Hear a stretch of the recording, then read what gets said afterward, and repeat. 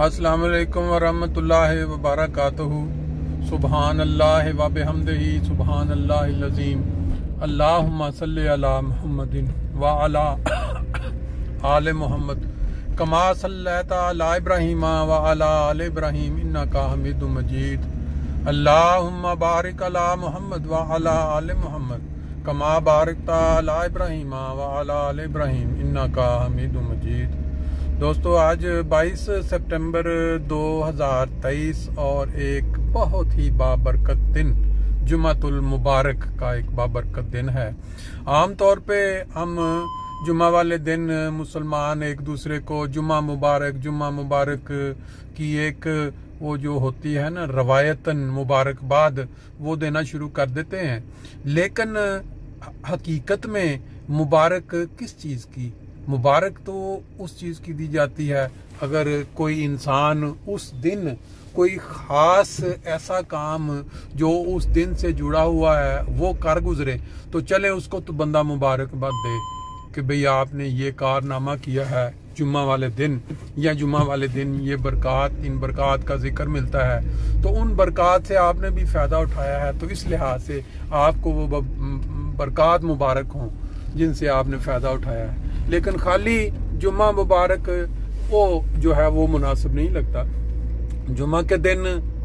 ज़्यादा से ज़्यादा दुरूद शरीफ पढ़ने का हमने बारहा जिक्र सुना है और इसका बहुत सवाब और बहुत नुमाया दर्जात बुलंद होने के इसके हदीस में वो जो अल्फाज मिलते हैं, तो हम हर जुम्मे को अमूमन जो है दुरूद शरीफ का विरद ज़्यादा करते हैं। लेकिन आप दोस्त जो सुनेंगे, मेरा ख्याल है आपने जिक्र शुरू में दुरूद शरीफ सुन लिया, तो आप अपनी इस्तिताअत के मुताबिक इसको दिन में ज़्यादा से ज़्यादा दोहरा सकते हैं। दूसरा, आज जुमा वाले दिन हमारे एक बहुत ही प्यारे बुजुर्ग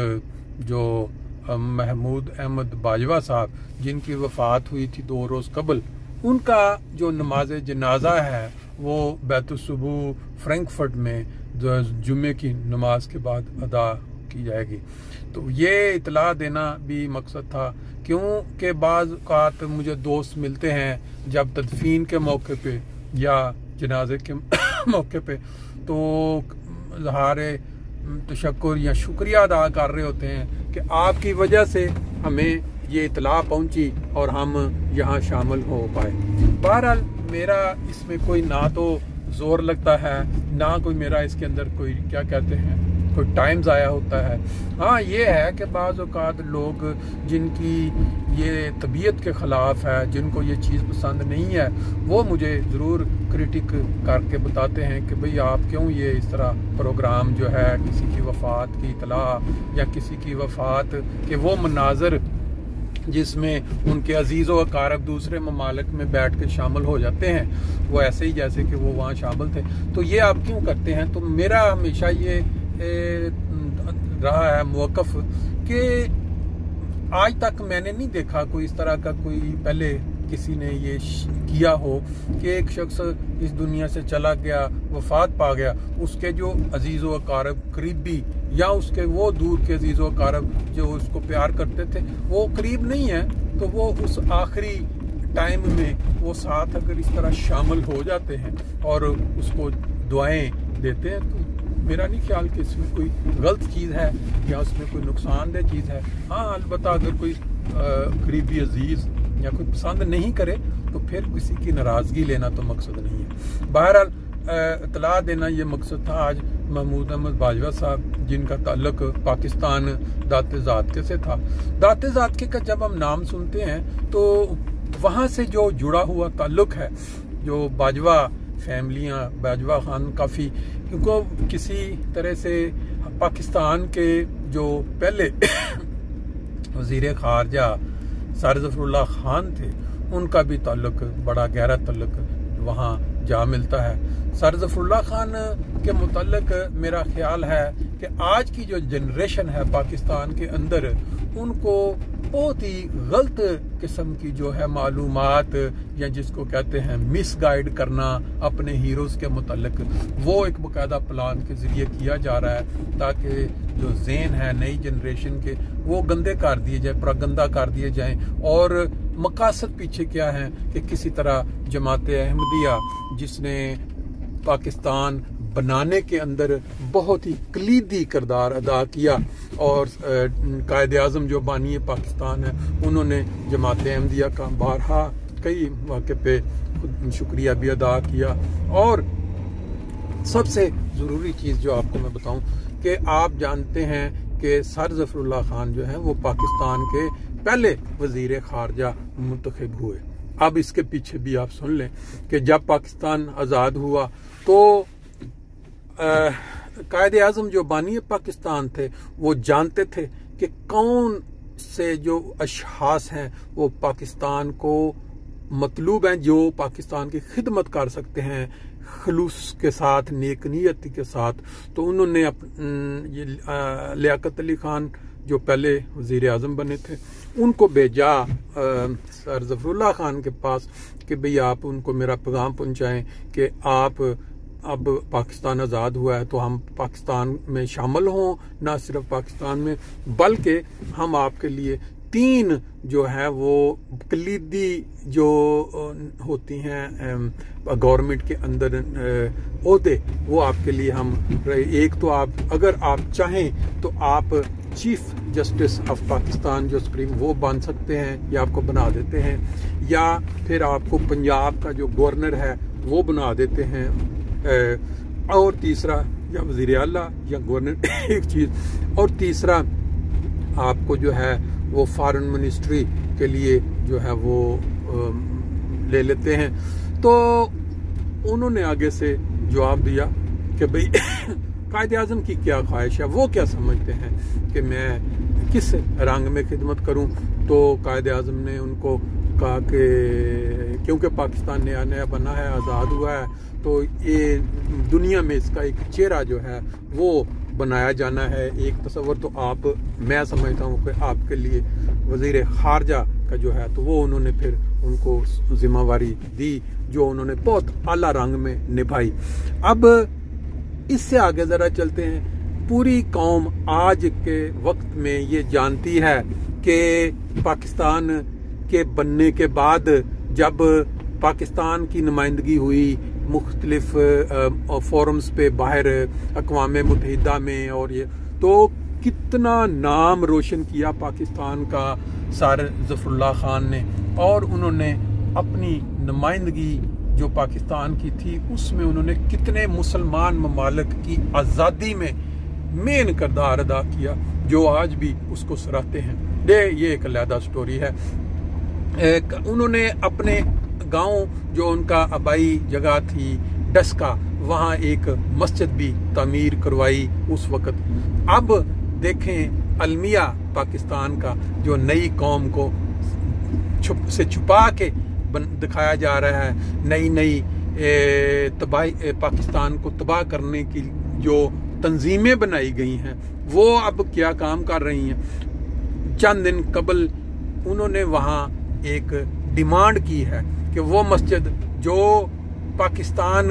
बनने से पहले या पाकिस्तान बनते ही तकरीबन 60-70 साल पुरानी बात है, वो जो सर ज़फ़रुल्लाह खान ने वहाँ बनवाई या उनकी फैमिली ने बनवाई, उस मस्जिद के ऊपर अब उनकी निगाहें हैं। और वो कहते हैं कि उन्होंने बहुत खिदमत की पाकिस्तान की, उन्होंने पाकिस्तान का नाम बड़ा रोशन कर दिया अपने दौर में। तो अब हमारे हाथ में ये है, अब हम उनकी बनाई हुई या उनकी जमात की मस्जिद के मीनार जो हैं वो हम तोड़ना चाहते हैं और पाकिस्तान में एक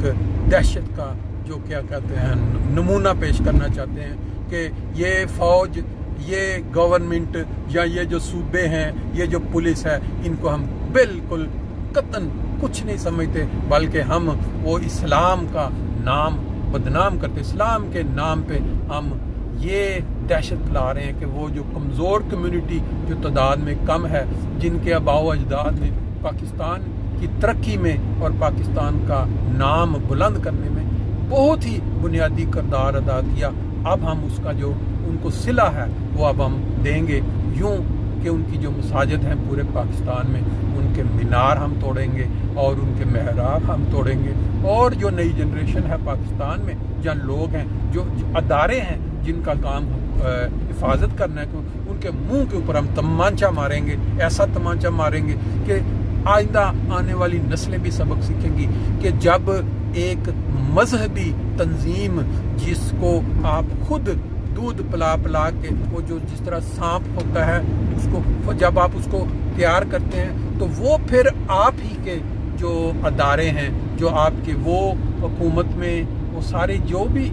अवाम की हिफाजत के लिए जो बनी होती है, उनको फिर हम कैसे रौंदते हैं, उसकी ये मिसाल कायम करना चाह रहे हैं। और उन्होंने टारगेट ये दिया है कि जुम्मा वाले दिन हम लोगों को इकट्ठा करेंगे, उन तमाम दहशतगर्दों को, उन तमाम शर पसंदों को जो पाकिस्तान की तरक्की के मुखालिफ हैं, जो चाहते नहीं है कि पाकिस्तान के अंदर सुकून कायम हो और पाकिस्तान की बदनामी जो दुनिया में हो रही है उसके अंदर दिन ब दिन इजाफा हो, उनको हम इकट्ठा करेंगे। और अगर हुकूमत ने खुद ये मीनारे जो सर ज़फ़रुल्लाह खान के अल्लाह का डस्का में जो मस्जिद है वो अगर नहीं तोड़े जाते, हम बाई फोर्स ताकत के जरिए हम उनको तोड़ेंगे। ये है प्लान जुमा वाले दिन, जो बरकतों वाला दिन है, जिस दिन नबी पाक सल्लल्लाहु अलैहि वसल्लम पे ज़्यादा से ज़्यादा दुरूद भेज के अपने दर्जात बुलंद करवाए जा सकते हैं, नबी पाक सल्लल्लाहु अलैहि वसल्लम के करीब जगह पाई जा सकती है। उस दिन ये जो जालिम लोग हैं, जो पाकिस्तान के मुखालिफ हैं, जो मुखालिफ इस सेंस में हैं कि अंदर की जड़ें काटने वाले हैं, एक होता है बॉर्डर्स के ऊपर हमला होना, एक होता है अंदर इंतशार कौम में इंतशार पैदा करके अंदर से खोखला करना, ये वो लोग हैं। तो अब उनका ये इरादा है कि अगर हुकूमत जो है वो खुद नहीं गिरवाती मीनारे, तो हम बाई फोर्स उन तमाम लोगों को कॉल देंगे जो अपने अपने घरों में बैठे होते हैं इस इंतज़ार में कि हमें किसी शुगल, किसी मेले का जो है के लिए बुलाया जाए, तो हम शामिल हो जाएंगे और नारे लगाएंगे हम नबी पाक सल्लल्लाहु अलैहि वसल्लम के और अल्लाह ताला के वो वहदानियत के, नारा तकबीर, अल्लाह अकबर, और साथ महराबों को और जो मीनारों को गिराएंगे। अल्लाह ताला ये सब देख रहा है, अल्लाह ताला सब जानता है। उसके हाँ देर तो हो सकती है लेकिन अंधेर नहीं हो सकता। ये आपने कुरान मजीद में कई कौमों के साथ देखा हुआ है। ये लोग जो नहीं समझते, वो जिनके पास तालीम पड़ी है, कुरान मौजूद है, नबी पाक सल्लल्लाहु अलैहि वसल्लम का उस वक्त मौजूद है, लेकिन वो उसके बिल्कुल मुखालिफ बरखिलाफ जाते हैं, फिर उनकी तारीख कुरान मजीद में पड़ी हुई है। अल्लाह ताला फ़हम और अक्ल दे हम सबको, जुमातुल मुबारक की जो बरक़ात हैं उनसे फ़ायदा उठाने की तौफीक दे। ये देखें सामने मंजर इस वक्त 66 नंबर ऑटोबान पे ये जो टाउनस का मंजर शुरू हो गया है, ये पहाड़ नज़र आ रहे हैं। इस साइड पे वो जो ऊंचाई पे क्यूनिक्सटाइन का भी एक इलाका है जहाँ बड़े आला घर और जो अमीर लोग हैं मोमन उस जगह पे रहते हैं। तो अभी हम इंशाअल्लाह ताला बाकी गुफ्तगू फिर करेंगे। आज के लिए इतना ही काफ़ी, इजाज़त है।